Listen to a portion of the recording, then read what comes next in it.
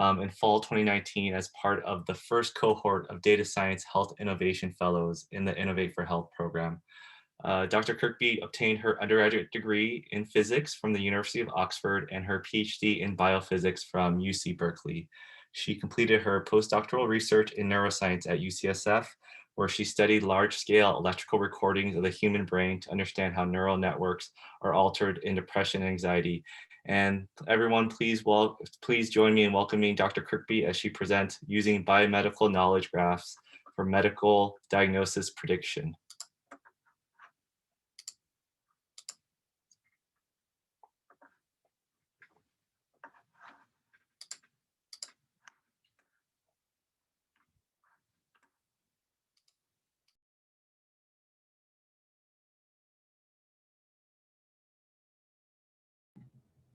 Great, thank you, Andrew. So thanks everyone for being here. As Andrew mentioned, my name is Lowry and my project focuses on using a biomedical knowledge graph to make medical diagnosis predictions. So start with a bit of background about myself. I received my undergraduate and master's degrees in physics from Oxford University, where I focused on astrophysics and cosmology. And then I took a big change from my PhD and focused instead on biophysics. And there I got into neuroscience, specifically working on cellular neuroscience and understanding how retinal circuits wire together during development in the mouse retina. And then for my postdoctoral research, I was still in neuroscience, but I moved more towards computational neuroscience. I was working with a team to understand how depression and anxiety, biomarkers for depression and anxiety in electrical recordings of the human brain. And so we worked with these large scale recordings where we were recording from many sites in the brain and then analyzing these time series to extract biomarkers of depression and anxiety. And so this was sort of my happy space between kind of my quantitative physics background and my interest in neuroscience. And it led me quite naturally into this fellowship, which focuses on health and biomedical data science with a specific focus on sort of addressing clinical needs and sort of patient-facing and clinician-facing. So to start with an overview of the problem that I'm trying to tackle. So since we've had electronic health records, there's been a big push to use them to make medical diagnosis predictions. And it's thought that this will lead to a lot of benefits in healthcare, including increased accuracy of diagnoses, driving personalized medicine or precision medicine approaches. And then with the development of accurate predictions, then it could lead to sort of increased preventative medicine and improved general public health. So there are a lot of potential advantages. So EHRs are great in that they capture routine and longitudinal patient data, but they're very coarse-grained and they lack a lot of the rich phenotyping that's needed for sort of accurate diagnostic predictions. And if you've ever looked at your own medical record, you know that it also can contain a lot of incomplete information and sometimes some inaccuracies as well. And so this makes them somewhat challenging to use in the purpose of diagnostic predictions. So the goal of my project is to see if we can integrate EHR data with prior domain knowledge in the form of a biomedical knowledge graph in order to improve the accuracy of diagnosis predictions. And I'm specifically focusing on one medical focus, so that's neurodegenerative disease and dementia. So these are diseases that affect a lot of people worldwide, and those rates are expected to increase as the population ages. At the moment, there's currently no cure, so sort of everything is in the diagnosis, and a diagnosis currently requires a highly trained specialist to look at brain imaging and perform cognitive tests, and it's been sort of described as an art. It's quite a complex procedure. So having the accurate diagnosis is very important for knowing sort of how the disease is likely to progress and what possible symptomatic treatments can be used as well.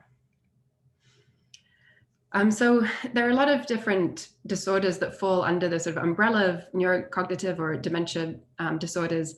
I've sort of classified them here in terms of dementias that mostly affect cognitive skills, and memory, but then there's also ataxias, which can cause changes in voluntary movement disorders.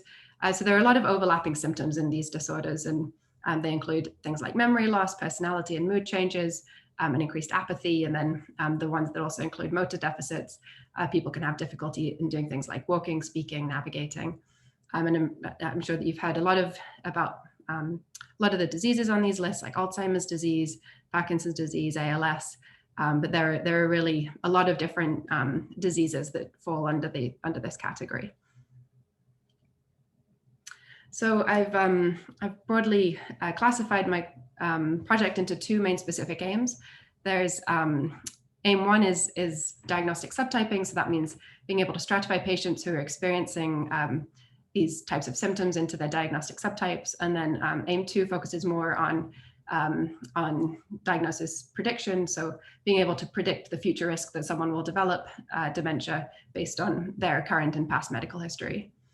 And the goal is to really leverage the patient electronic health record data that is in the UCSF healthcare system. So making use of a lot of the data that's already collected during routine care. And then by sort of aggregating across all the patients that we have at our disposal, being able to make some more kind of precision medicine types of diagnoses.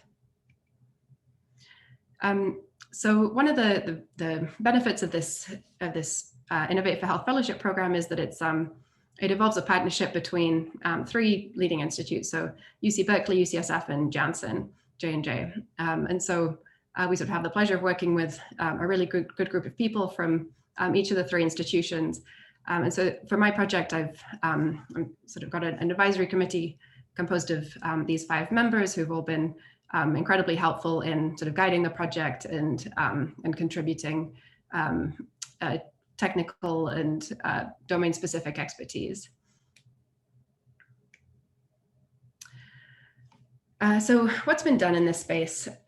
Quite a lot has been done and continues to be done. There's been a lot of focus on kind of predicting Alzheimer's disease and possible dementia using things like imaging biomarkers of the brain, blood tests, electronic health records. There's also quite a big push in industry to tackle this question of, can we predict dementia diagnosis, where people are using various different data types, including speech data and eye tracking. And I'd say that a lot of these, they have some success, some work better than others, but it's certainly not a solved problem. It's quite an active area of research, and there's constantly more that's being done. So the approach that we're taking is to use a knowledge graph. So here, just to describe in a bit more detail what a knowledge graph is you can think of it as a machine-readable encyclopedia, or a way of representing human knowledge in a machine-readable format. So all it is so simply a large graph where made of nodes and edges. So the nodes in the graph correspond to objects that we might know as an object in the world, and then the edges between them represent how those objects are related to one another. And so this is just an example of, so Google is sort of powered by a big knowledge graph, and so this is just an example of part of it that kind of describes how, say, cars are related to where they're manufactured and so on. And so one of the features of a knowledge graph is that every node can represent a different type of information. Like, for instance, here, a car and a place. So in the sort of data science world, there are a lot of different ways of studying knowledge graphs or using them to extract important information. And one method that's received a lot of attention and being developed by the community is to use a knowledge graph embedding model. And so what this involves is representing a node or an edge by a low dimensional vector. And so you have some mapping, some transformation that will transform your graph or map your graph into a set of vectors. And then once we've got this set of vectors, then it's a lot easier to perform sort of computational and mathematical, linear algebra on that set of vectors, and you can use that to extract knowledge. So you can kind of think of this for the people who are familiar with with word embeddings in natural language processing, it's sort of the equivalent of that you're representing knowledge in the graph by a vector. So the knowledge graph that I use is called SPOKE, which stands for Scalable Precision Medicine Knowledge Engine. And this is being developed, pioneered by the Baranzini lab and a large team, the SPOKE Tech team at UCSF, who are part of the Baker Computational Health Sciences Institute. And they've done an amazing job at pulling together a lot of biological data, different types of biological data from a number of open databases that I've sort of listed here. And the graph relates all of these different pieces of biological information together. So just as an example, if we're starting from the disease node, those can be connected to genes. So you sort of know which genes are upregulated, downregulated, or associated with a disease. You might have also symptoms that are connected to the diseases, medications or compounds that are known to treat some of the diseases. Those are linked to side effects and so on and so forth. And the team is constantly, it's a sort of natural, it's an evolving graph. The team's constantly adding in new databases and new types of information. I think they've recently pulled in the microbiome information and exposure information from environmental exposures. So it's really a very rich resource. So one of the sort of challenges well, one of the first steps, if we want to use SPOKE to make predictions about medical data. So you'll notice that SPOKE as it stands doesn't contain any patient data or any medical information. So we have to find a way of sort of mapping the biological data onto the patient data. And this was work done largely by Charlotte Nelson in the Baranzini lab, which was to figure out how the information that's in SPOKE maps onto some of the medical variables that we commonly find in the electronic health record. So just as an example, in the EHR, we'll have diagnosis codes in the form of ICD or SNOMED diagnosis codes, and those could map onto disease nodes or symptom nodes or side effect nodes in SPOKE. If we've got RX norm prescriptions, so the RX norm is the coding of medical prescriptions, then those can map onto compound nodes. And then abnormal lab values can map onto anatomy, where the lab result was taken from, also what compounds are involved, and then what pharmacological class the lab corresponds to. And so what she found is that about 2% of SPOKE, of all of SPOKE, can map on almost directly onto one of these types of medical variables.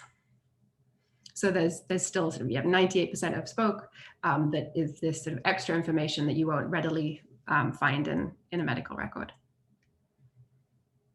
So to give you a bird's eye overview of the approach that I'm taking here. So on the one side, we're starting with SPOKE, the knowledge graph, and then what we want to ultimately do is use it to make diagnostic predictions. So I've broken the problem down into three main steps. So the first step is, as I briefly described, to transform SPOKE into, use a knowledge graph embedding model to embed SPOKE into a low dimensional vector space. The second step is then to integrate or merge the knowledge graph with information that's in the patient medical records. And then the last step is to use those patient embeddings to train a learning algorithm to make diagnostic predictions. So to go into a bit more detail about each of those steps. So knowledge graph embedding algorithms, as I mentioned, the goal is to have a mapping that will transform your knowledge graph into a set of vectors that preserves the inherent relationship information that's held within the graph. So you can think of a knowledge graph as, and its node and edge representations as being a set of what's called triples. So head, relation, tail, triples, where the head and the tail correspond to two nodes, and then the relation is the edge that's joining them. And you can represent the whole graph just by a whole list of these triples or a set of triples. So there are many different approaches that people have taken to try and model knowledge graphs using these triples. So here I've just shown, for example, two different classes of models that they can fall under. the simplest model that you can do is a distance model. So here, if you're thinking of your nodes, relations, and edges as tails as sort of directional vectors, then you can literally think of it as a head plus a relation equals a tail. And then your learning algorithm is trying to optimize, trying to minimize the space between these vectors. But this is a very simple model, and it can only really handle the simplest types of knowledge graph. So semantic models are a bit more flexible and a bit more sophisticated. And there you're trying to capture more semantic similarity between the nodes and edges. So what that means mathematically is effectively finding a dot product between your nodes and edges, since two vectors that have a high dot product are sort of semantically similar to each other. So there are a lot of different types of models that fall under this category, such as the dist-mult model, which involves a trilinear dot product between the three different vectors. And then the complex model is basically the same thing, but now you're limited, you're in a complex vector space, so you're not limited to sort of just the real vectors. So I've honed in on this complex model as being the appropriate one to use for modeling spoke. That's because it can handle asymmetric relationships, so it can handle a directed graph. It can handle end-to-end mapping, so n nodes mapping onto n other nodes. And because the dot product is pretty computationally simple, it's an efficient model. So before sort of fitting a knowledge graph embedding model, I went through a step of what I'm calling graph pruning. So just selecting the nodes that are most relevant to my particular task. So as I mentioned, spoke is very big. It's up to 400,000 nodes, and it's constantly growing, and it's getting bigger and bigger. So we don't necessarily need all of that information in our model. So my approach was to start with just the subset of nodes that were kind of already found, like directly map onto a medical variable in the EHR. So as I mentioned, that's about 2% of spoke, and then just walked up and down spoke from those nodes to determine how many to keep. And at a certain point, we'll have traversed the whole graph. And so we're sort of looking for the sweet spot where we've not sort of traversed the whole graph yet. So here what I'm showing is starting from this 2% of EHR mapped nodes, sort of stepping either 1, 2, 3 steps away from them, how many edges and how many nodes of all of spoke do we end up covering? And so what you see is that after 2 steps, you've stepped across sort of 20% of all nodes, but you've actually covered almost 90% of edges. And so what that tells us is that sort of a small number of nodes actually contains the majority of the relational information. And so, so I decided to set the threshold at 2 steps since it just seemed like a sort of reasonable starting point. So this is what spoke looks like after fitting a knowledge graph embedding model to it, specifically the complex embedding model. For those interested, I'm using the AmpliGraph Python library that's being developed by Xchange. If anybody else is working on embedding models, I would definitely recommend referring to this library because it's a pretty good one. So here, every dot in this graph corresponds to a different node in spoke. I've mapped it onto a 300-dimensional vector space, and the different colors correspond to the different types of node. So this big pink cloud corresponds to all the disease nodes. This red cloud corresponds to all the gene nodes, and so on. And so the way that you can kind of think about this, it's really hard to visualize a high-dimensional complex entity in 2 dimensions. But the way you can kind of think about this is that if you start from, say, a disease node, say you've got a disease node that represents Alzheimer's disease, then that will have a mapping onto the ApoE4 gene in this gene cloud, which would tell us that this gene ApoE4 associates with Alzheimer's disease. And so that's kind of the transformation from going from one cloud to another. And the idea is that sort of once you've got spoke or your knowledge graph sort of represented in this form, then you might be able to uncover new relationships and find new information by applying some linear algebra techniques to it. So then the question is, how are we going to use these embeddings to for our particular task, which is to make dementia diagnosis predictions?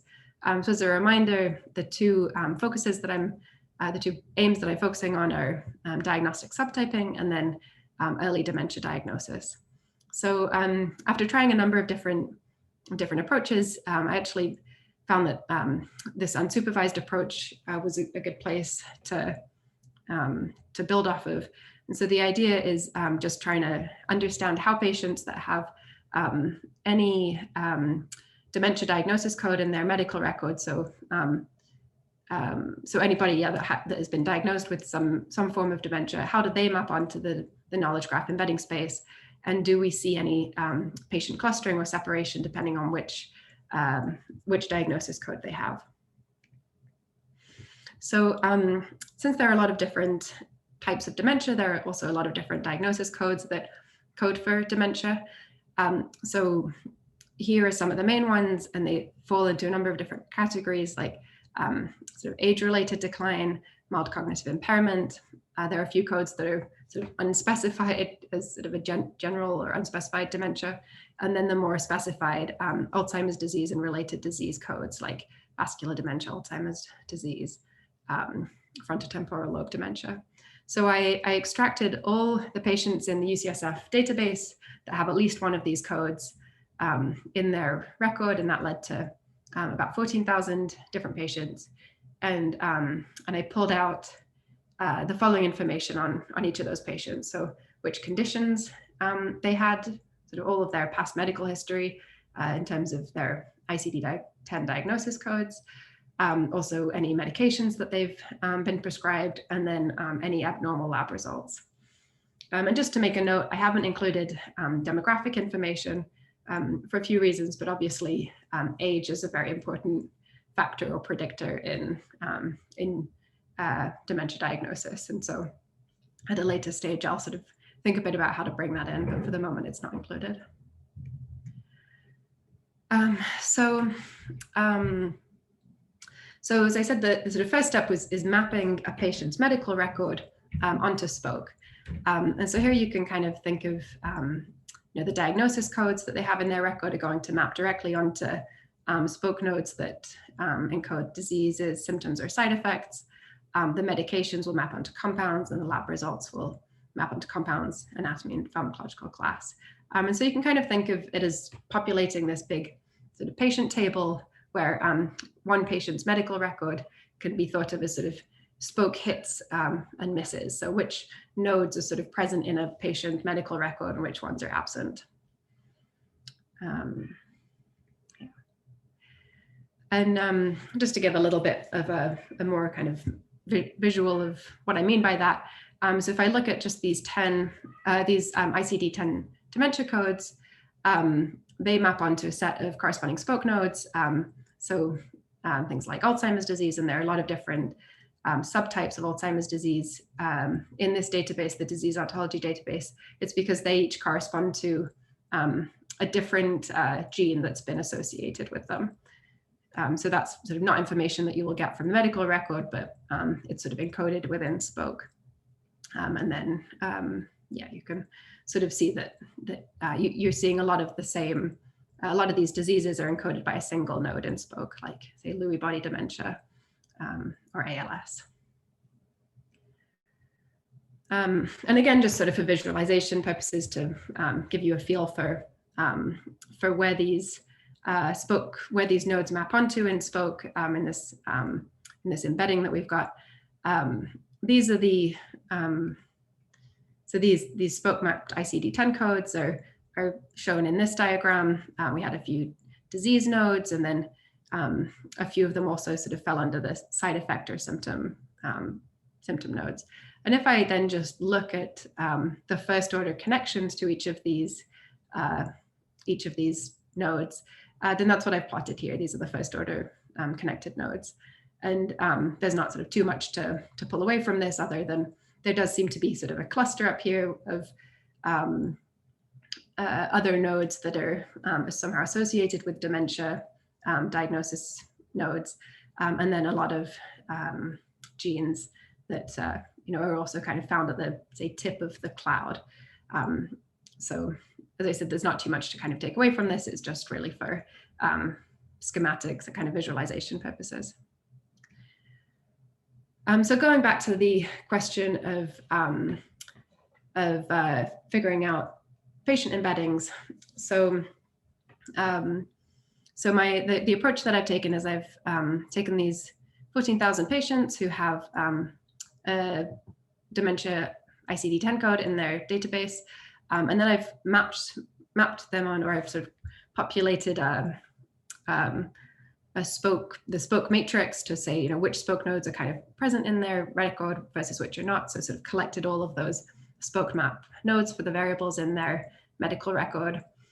And then as a first step, I'm sort of taking the simplest approach, which is, so each of those nodes, spoke nodes that they have in their record correspond to, they have an associated vector with them, which comes from the fitting that complex embedding model.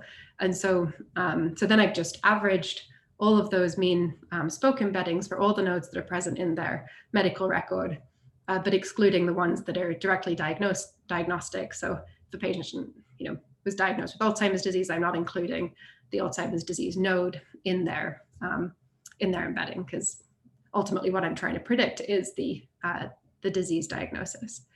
So that effectively will then map patients onto this knowledge graph embedding space by sort of finding their mean medical record vector. And then just I performed a principal components analysis across the patient embeddings to see whether there's any type of structure that emerges. So do patients cluster or separate once I've mapped them into this knowledge graph embedding space? And so this is sort of the simplest, first step approach that I can take. I'm not sure if sort of calculating the mean is the right thing to do, but there are several things that I'm working on, kind of iterating and improving. So a big one is selecting only the relevant medical history. So maybe only the most recent history, or just the most predictive comorbidities, but not sort of averaging over a whole patient's medical history. I think it will also be important to exclude things like medications. Some medications are, with Parkinson's disease, is often taking levodopa. So I'd want to exclude those that are obviously diagnostic. And then kind of building on from that, might be important to weight the input variables with different importance. I think that one of the big sort of benefits of using a knowledge graph like Spoke is to also use the first order connections, since that's kind of extra rich information that we don't have directly from the medical record. And so I want to figure out a way to bring in those connections as well. And then just the last bullet point is, a PCA, I've really just done that mainly for visualization to start with, but there might be other dimension reduction approaches that are more suited to the task at hand and that aren't necessarily linear reductions. So this is what the patient embeddings look like, plotted as the first two principal components. So here, every dot corresponds to a patient. And the first thing that you notice is that it's sort of one big blob. There is a little bit of structure, but there certainly aren't discrete clusters that we might have expected, if the diseases were very different to one another. So then what I did was color-coded each patient by which disease or ICD-10 diagnosis code was prominent in that patient and its 50 nearest neighbors. So it had to be which diagnosis was overrepresented by that patient and its neighbors compared to the rest of the whole population. And when you do that, then you start to see some more interesting structure come out. So without going into too many of the details, but you can sort of see a yellow cluster up here, and that corresponds to ALS from the legend. And then down here, it's more sort of pink and blue, which is frontotemporal lobe dementia, and MCI, mild cognitive impairment. And so, what this is telling us is that there is some separation of the patients by their dominant disease type, but then there's also, they're not discrete clusters, as I said. There is also a very large overlap in these different diseases, and at this point, I don't know if that's a feature or a bug. Like, I don't know if it's actually, a patient, it can be somewhere along the spectrum, and they actually, they might have one of two diseases, or they're more likely to have one disease versus another. But that's sort of my initial interpretation of what this could represent. So then what I've done is use this this plot to make what I'm calling disease heat maps. So by applying a kernel density estimation over each of the different subtypes of diseases, then we can sort of construct these heat maps that tell us how overrepresented a particular disease is, depending on where you are in this space. And so what you'll kind of notice here is that on the top here are diseases that are more likely to be associated with cognitive impairments. And you can see that there is certainly sort of an overlap, like there's a big overlap with the mild cognitive impairment and, say, frontotemporal lobe dementia and Alzheimer's disease. And that's kind of to be expected. I think a lot of people who have these diseases will have had mild cognitive impairment at some point in their medical history. And then on the bottom here is particularly ALS and progressive supranuclear palsy. Those are diseases that are more commonly associated with motor deficits. And you'll sort of notice that they fall, the sort of heat cloud for that falls in a slightly different part of the map.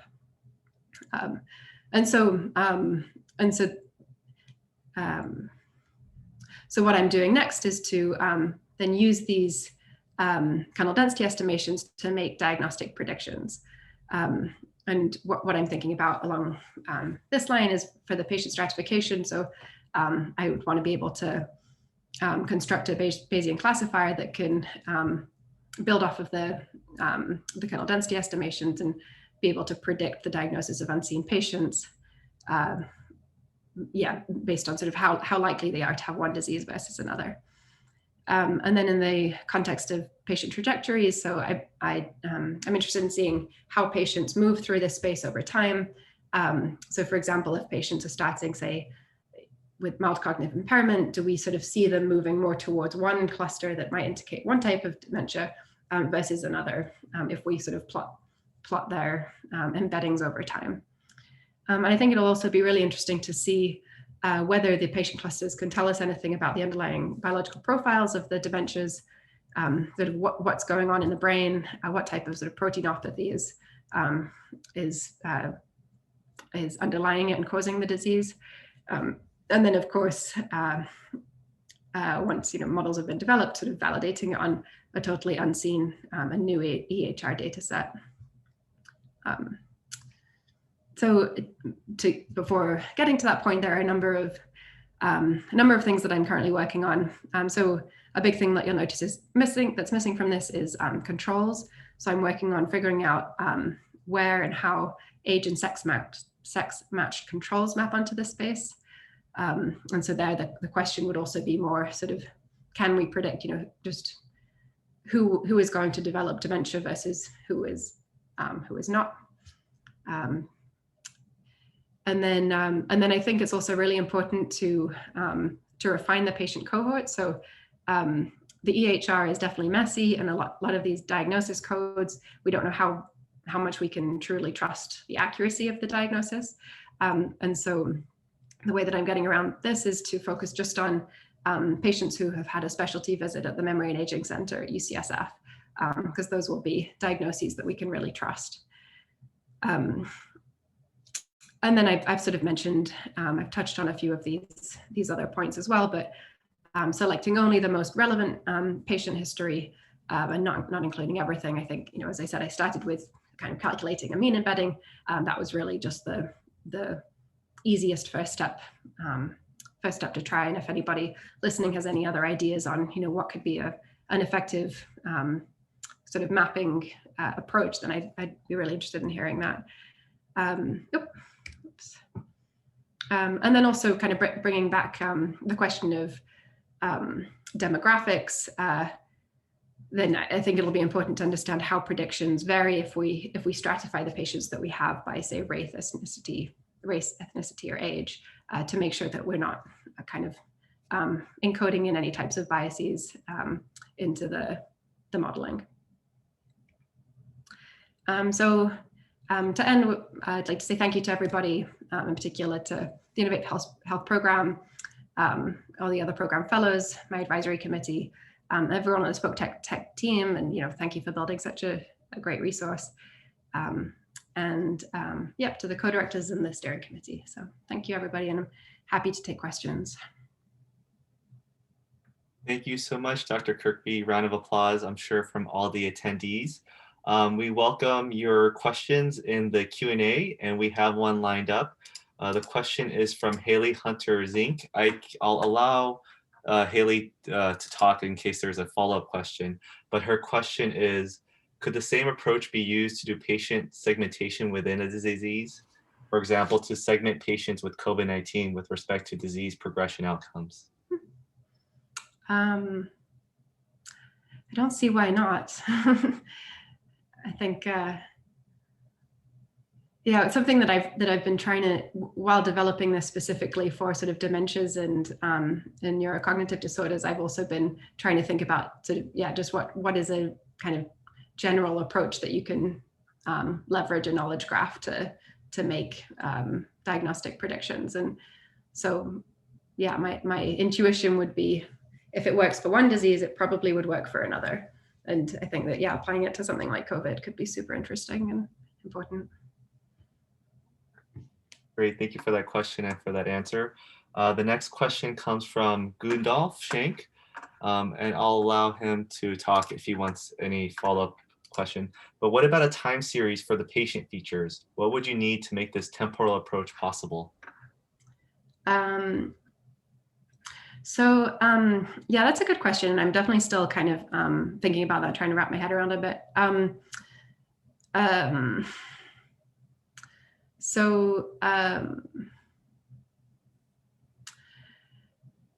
I guess what I was sort of thinking was first just sort of looking at how,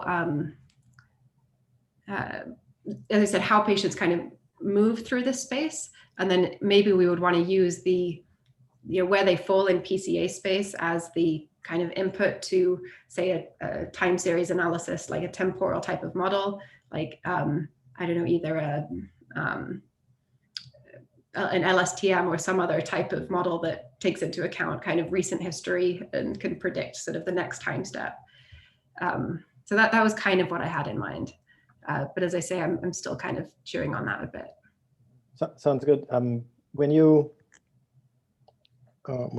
think about these temporal events, they happen in different timescales for different patients, right? So they do, exactly. Yeah. So that's why I was kind of wondering if sort of normalizing it to, say, a trajectory in PCA space might, like kind of trying to map it onto some shared set of axes might be able to kind of account for that. So I'm not necessarily trying to just predict the next, I don't know, time point in the medical record, but I'm trying to predict something about sort of the direction that something's moving in an abstract space. Yeah. At this point, I really don't know if that's sort of the right approach or if it will work, but that's roughly what I sort of had in mind. Yeah, that sounds good. I'd love to follow up with you on that and have another project where we have a similar question. Okay, yeah, sure, sounds great. Great, we have 2 questions lined up already, but I'll first ask Atul Butte's question. What's the minimum amount of EHR info needed for this to work? And how do you make sure you aren't just picking up on the doctor's suspicions from the EHR data?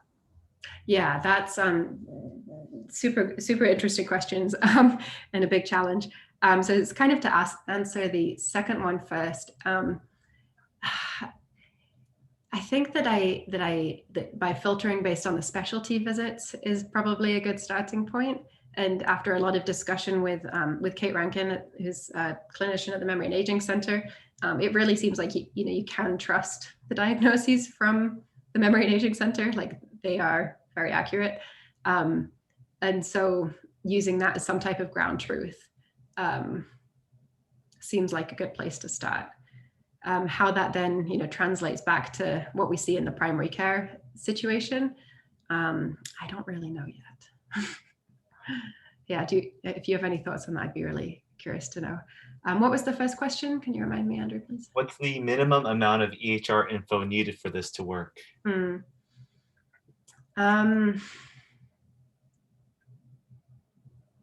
don't have a solid answer for that yet. Just based on, so I can't answer that in the context of the timing, because I haven't done a good enough time series analysis yet. So I don't know how much kind of medical history we need to make to really see anything. But in terms of the patient heat maps, so I've currently got about, as I said, 14,000 patients in there. But even taking just the ones from the Memory and Aging Center, the sort of specialty ones, that was about 3,000 patients. And even there, we were getting a pretty good coverage across the whole space and across all the different diseases. So, I want to say sort of in the order of a few thousand patients, but I don't know, I can't really give you an estimate yet of how much medical history we need. I'd say that on average, most of my patients have about 2 to 5 years of data. And there's a tail that have more, but yeah, that's sort of roughly what I've got. Great, thank you, Dr. Kirkby. The next question is from another Johnson & Johnson Innovate for Health fellow. This question comes from Ben. Your use of controls is interesting since do you think you'd ultimately see a spectrum of patients where some might show intermediate symptoms as being able to find people who might be on the way to dementia, perhaps similar to Gundolf's time course question? Yeah, and actually, so I've started doing the control analysis already, and I am starting to see like the two populations do separate, but there certainly is an overlap. And so I'm quite curious to see whether like who that overlap corresponds to. Like, is it patients who are starting to show some symptoms of dementia or some type of memory loss or cognitive decline? Yeah, and it will be interesting also to track those patients and see whether they do, develop dementias at future time points. Any follow-up, Ben? I'm letting you talk if you'd like. No, that's great. Thank you, Lowry. I think, yeah, it was kind of similar to what Gundolf was asking as well. Yeah, so thanks. Great, thanks. And I think the next question also comes from the great conversation that Gundolf started, but this question comes from Jenny Lee. Or use age as a shared time scale? Oh yeah, that's an interesting point. Yeah, so not every disease kind of peaks at the same age. Like, there is kind of a different age distribution depending on exactly what the disease is. So it would be interesting, yeah, to sort of leverage that for making more accurate disease subtyping. But within a disease, yeah, that could be an interesting axis to use. Very fruitful conversation. Yeah, the other challenge there, I'll just say, is that the data is de-identified, and age is one of the things that gets kind of shuffled around a bit. And patients who are over 90, they all get automatically set to just being 90 years old. And so there is sort of this artifact of kind of a lot of patients that suddenly are in the 90 age bin. So I think that type of thing could work for the younger bit, where before the de-identification process sort of impacts the results. Very true. Any other questions in the chat or the Q&A?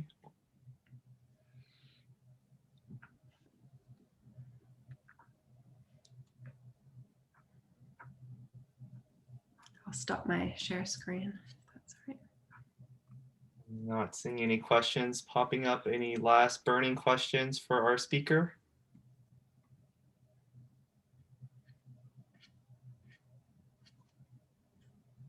Well, I feel like you answered everyone's questions. If there's no more burning questions, I think I will conclude this research exchange forum by thanking once again our speaker, Dr. Kirkby, and thank you all for attending. And I hope you have a good Monday. Thank you all. Yeah, thanks everyone. Thanks. Clap, clap, clap.